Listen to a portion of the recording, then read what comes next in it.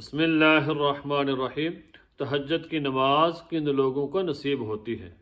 آج ہم بات کریں گے کہ ایسے کون سے خوش نصیب بندے ہیں جن کو اللہ تعالیٰ اپنی پیاری اور لاڈلی نماز تہجد کی نماز پڑھنے کی توفیق عطا فرماتے ہیں، اور کون سے ایسے بندے ہیں کہ جن کو تہجد کی نماز کی توفیق نہیں ہوتی۔ تہجد کی نماز اللہ تعالیٰ کو بہت پیاری اور لاڈلی اور بڑی پسندیدہ نماز ہے، جس کے بارے میں رسول اللہ صلی اللہ علیہ وسلم نے ارشاد فرمایا، افضل الصلاۃ بعد المکتوبۃ قیام اللیل۔ تو فرض نمازوں کے بعد جو اللہ تعالیٰ کو سب سے پسندیدہ نماز ہے، فرض نمازوں کے بعد سب سے بہترین اور افضل اور فضیلت والی نماز وہ تہجد کی نماز ہے۔ تو یہ اللہ تعالیٰ کو بڑی پسندیدہ اور بڑی محبوب ہے، اور یہ اللہ تعالیٰ صرف اپنے نیک بندوں ہی کو اس کی توفیق عطا فرماتے ہیں۔ حضرت حسن بصری رحمۃ اللہ علیہ کے پاس ایک نوجوان آیا اور آ کر کہنے لگا، حضرت مجھے ایک بات سمجھائیں کہ یہ جو تہجد کی نماز پڑھنے والے لوگ ہوتے ہیں، ان کے چہرے بڑے روشن،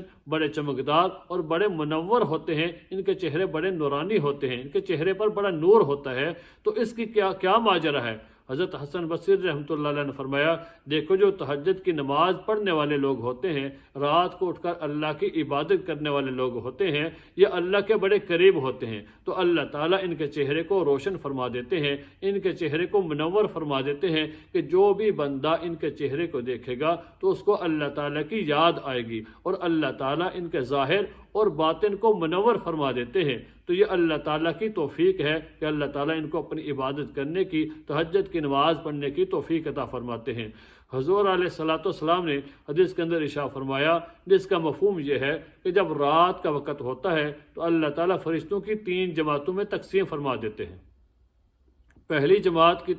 ڈیوٹی یہ ہوتی ہے کہ اللہ تعالیٰ فرشتوں کو حکم دیتے ہیں کہ اے میرے فرشتوں، زمین کے اندر پھیل جاؤ اور میرے فلاں فلاں نیک بندے جو عشاء کی نماز پڑھ کر سو گئے ہیں، آرام کر رہے ہیں، جب رات کا پچھلا پہر ہو جائے، جب تہجد کا وقت ہو جائے تو اپنا نورانی پر مار کے ان کو اٹھا دینا، تہجد کی نماز پڑھ لیں۔ وہ دیکھیں، بعض بندے سمجھتے ہیں کہ تہجد کے وقت میں میری آنکھ کھل جاتی ہے، یہ آنکھ کھلتی نہیں ہے، بلکہ اللہ تعالیٰ کے حکم سے فرشتے اٹھا رہے ہوتے ہیں۔ بندہ سمجھتا ہے کہ میں اٹھ جاتا ہوں، اٹھ نہیں جاتا، بلکہ اللہ تعالیٰ کی طرف سے اٹھایا جاتا ہے۔ بندہ جاگ نہیں جاتا، بلکہ اس کو جگایا جاتا ہے کہ اے بندے، اٹھ کے تہجد کی نماز پڑھ، اپنی ضروریات کو اللہ تعالیٰ کے سامنے پیش کر، اپنے لیے بخشش طلب کر، اپنے لیے اللہ تعالیٰ سے رزق مانگ لے، اپنے لیے اللہ تعالیٰ سے مغفرت طلب کر، اپنی ضروریات کو اللہ تعالیٰ کے سامنے پیش کر۔ تو یہ اللہ تعالیٰ کی طرف سے فرشتوں کی ڈیوٹی ہوتی ہے کہ جب تہجد کی نماز کا وقت ہو جائے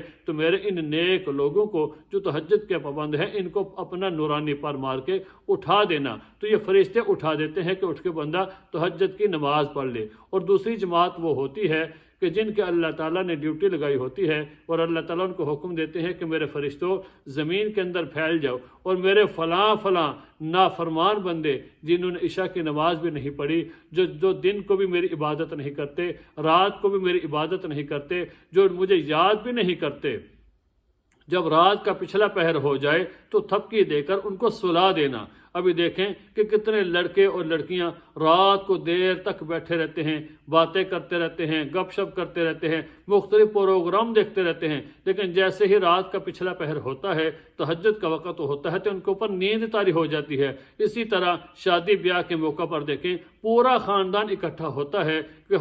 علاقے والے لوگ اکٹھے ہوتے ہیں، گاؤں والے، بستی والے، کتنے لوگ آس پاس بیٹھے ہوتے ہیں، سارے باتیں کر رہے ہوتے ہیں، لیکن جیسے ہی رات کا پچھلا پہر ہوتا ہے، تہجد کی نماز کا وقت ہوتا ہے، تو ان کے اوپر نیند آنی شروع ہو جاتی ہے، کسی کے سر میں درد شروع ہو جاتا ہے، کسی کی آنکھیں درد کرنی شروع ہو جاتی ہیں، اور ان کے اوپر نیند غالب آ جاتی ہے اور وہ جا کر سو جاتے ہیں۔ تو اللہ تعالیٰ نے فرشتوں کو حکم دیا ہوتا ہے کہ جو میرے نافرمان بندے ہیں، جو ان کو رات کے پچھلے پہر میں تہجد کے وقت میں تھپکی دے کر ان کو سلا دینا، کیونکہ یہ جو تہجد کا وقت ہے میرے ان نیک لوگوں کے لیے ہے، میرے ان بندوں کے لیے ہے جو رات کو اٹھ کر میری عبادت کرتے ہیں، جو مجھے یاد کرتے کرتے ہیں تو میں نہیں چاہتا کہ تہجد کے وقت میں میرے نیک لوگ بھی اٹھ کے مجھ سے دعا مانگ رہے ہوں اور یہ غفلت والے، یہ جو میرے نافرمان بندے ہیں، یہ بھی جاگ رہے ہوں۔ آپ ان کو تھپکی دے کے سلا دینا۔ تو اللہ تعالیٰ ان کو تہجد کی نماز کی توفیق نہیں دیتے، بلکہ ان کو سلا دیتے ہیں کہ تم سوتے رہو۔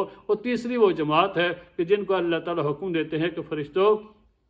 جاؤ زمین کے اندر پھیل جاؤ، اور میرے وہ نیک بندے جو دن رات میری عبادت کرتے رہتے ہیں، اور عبادت کرتے کرتے اگر ان کی آنکھ لگ جائے، اگر وہ سو جائیں تو ان کو اٹھانا نہیں، بلکہ ان کی کروٹیں بدلتے رہنا اور ان کو پرسکون نیند عطا کرنا۔ جب وہ فجر کی نماز کے لیے اٹھیں تو وہ سکون کے ساتھ اٹھیں، ان کی نیند پوری ہو، ان کا دماغ جو ہے وہ تر و تازہ ہو، سکون کے اندر ہو۔ تو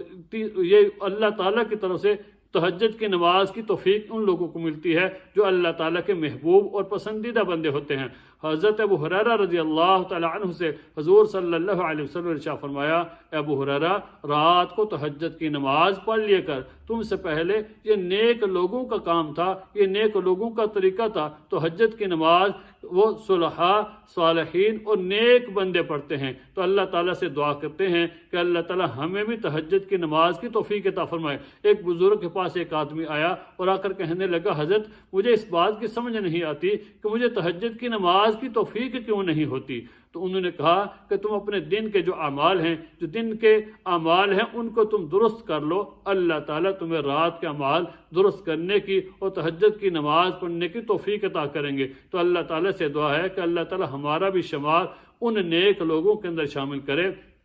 ان نیک لوگوں میں اللہ تعالیٰ ہمارا شمار فرما دے کہ جو لوگ رات کو اٹھ کر اللہ کی عبادت کرتے ہیں، اللہ تعالیٰ کے سامنے کھڑے ہوتے ہیں، اللہ تعالیٰ کا ذکر کرتے ہیں، قرآن پاک پڑھتے ہیں، تہجد کی نماز پڑھتے ہیں۔ تو اللہ ہمیں بھی تہجد کی نماز پڑھنے کی توفیق عطا فرمائے۔